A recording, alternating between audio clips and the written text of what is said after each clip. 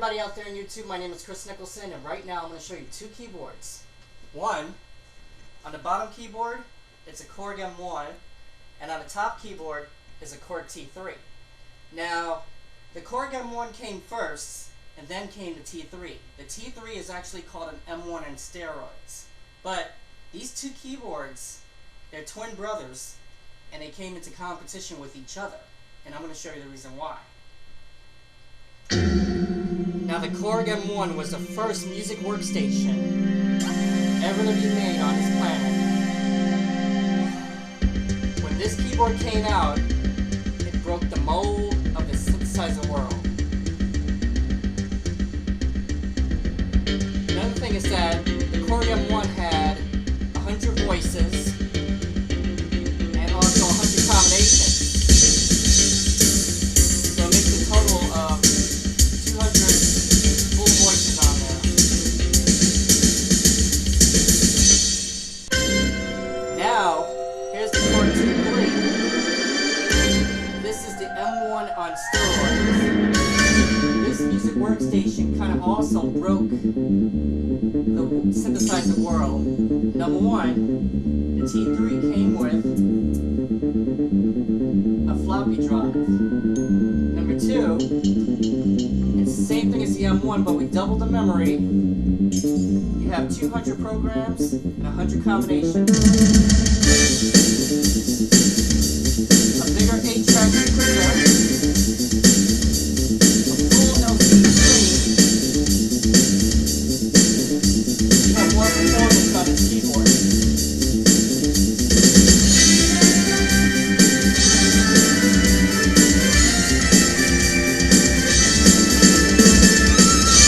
Now everybody, before I get any emails about my M1, the way how it looks, I got it at a garage sale for 50 bucks, so it's missing a button and it's kind of discolored a little bit, but the T3 is brand new. So, let me show you some comparisons more. One of its popular voices on the M1 was the piano.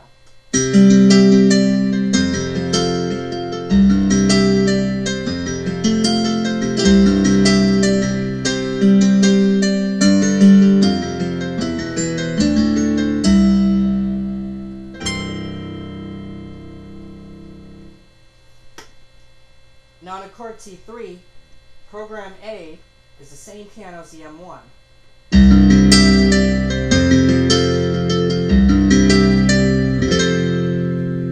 Now once you press Program B and patch B01, it's a whole new sample.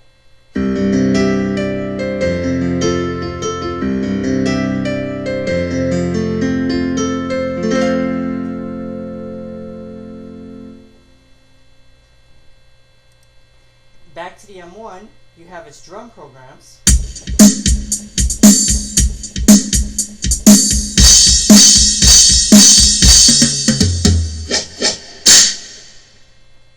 Now in the T3, same drum sounds, same patch A09.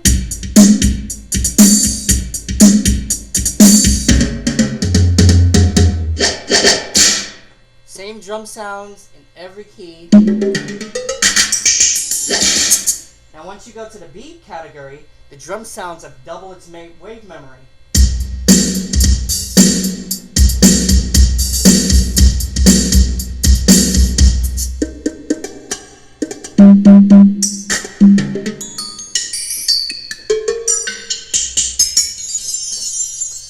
Pretty cool, huh? Okay, YouTubers, so this is the difference between the M1 and the T3. The M1 has actually 4 megabytes, and the T3 has 8 megabytes. On top of that, the M1 has 100 multi-sounds. So all those multi-sounds are combined to make up the combinations of different kind of waveforms of whatever sounds, or say 100 waveforms. Plus, the M1 has 100 programs and 100 combinations. The T3 has 190 multi-sounds, which is multi-waveforms. Plus, at the same time, it has 200 programs and 100 combinations. Now, another thing about this is basically how big is a sequencer? This is 40,000 notes. This is 150,000 notes. So the T3 has a bigger sequencer. Now I'm going to show you some more features on it. The simulation about the M1 and the T3 is that they both have similar cases.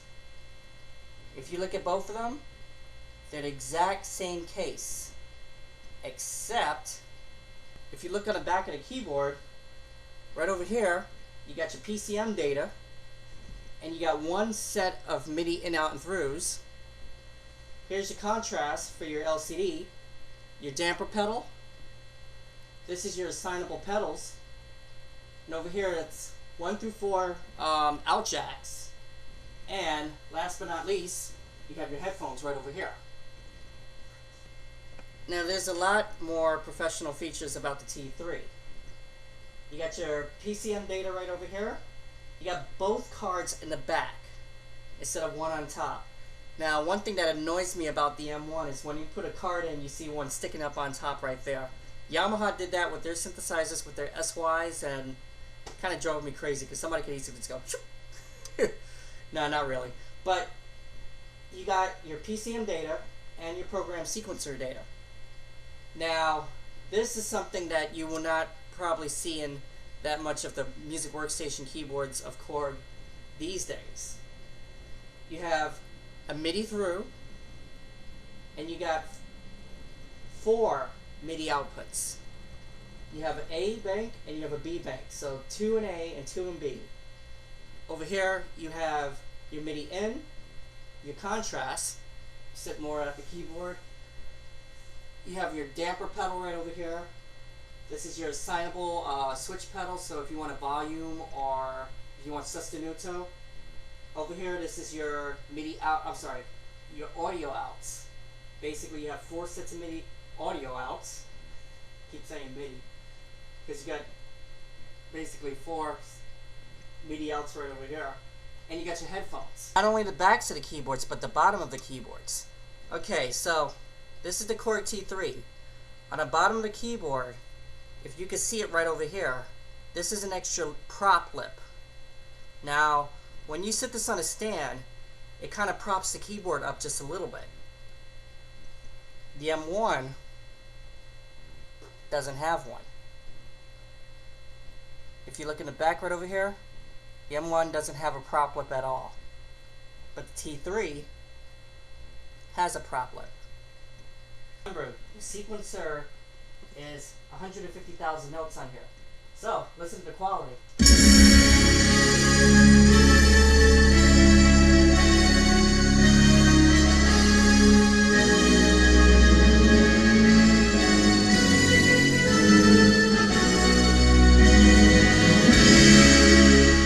can do a lot with 150,000 notes. Now, the T3 came in 3 different sizes. You have the T3, which is the 61 keys. You have the T2, which is the 76 key. And at my house in Kendall, actually see Palmetto Bay, I have a T1, which is the full 88 key note. Now the M1 was the longest selling keyboard in music workstation history. Because one thing about it is that the M1 was made in 1982, and it was discontinued in 2001. So the M1 was out when the O1W and the Trinity was still out.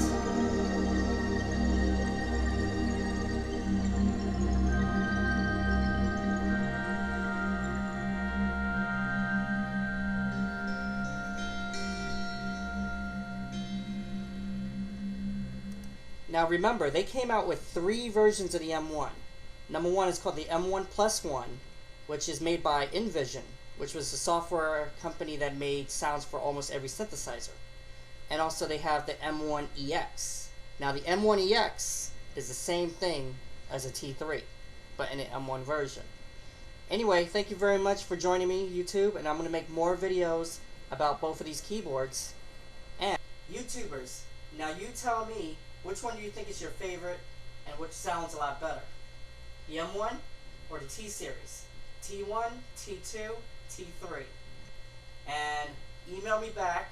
Let me hear your messages. Get your input. Thank you very much. Goodbye.